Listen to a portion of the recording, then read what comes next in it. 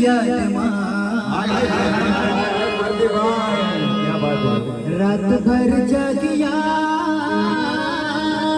हाय हाय हाय क्या बात है प्रदीप भाई। घर जानो नी याद मां। अरे यार दिल को छू लिया यार। अरे रात भर जागिया भले तो छता दिवस भूली गए जानो बिना मेरे मां। जानो बिना मेरे मां। जानो बिना मेरे मां। जानो बिना मेरे मां।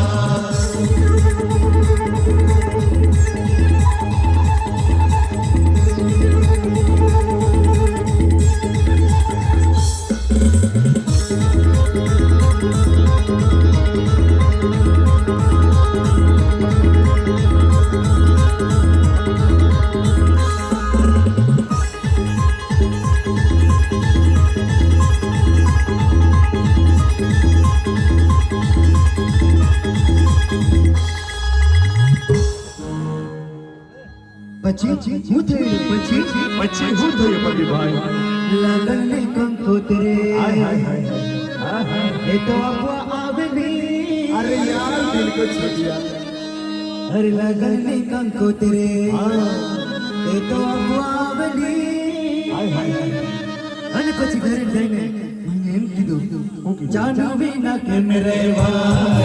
જાનો વિના કેમ રહેવા।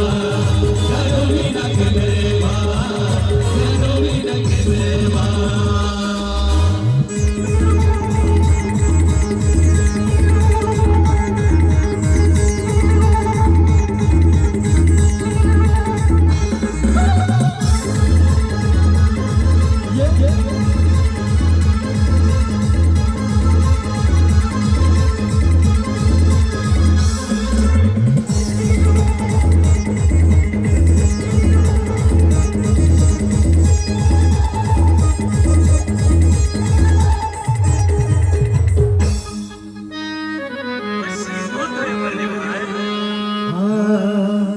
लगन मांगेलो।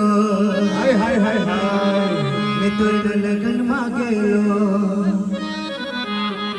पड़ी ना घरे दारू नहीं मांगेलो। અને પછી એ મને હું કે प्रदीप भाई। તું મને હાચો ન કરતી હોય એવું દારૂ છોડી દે। મેં હોય ને કઈ નાખ્યું દારૂ વિના કેમ રહેવા।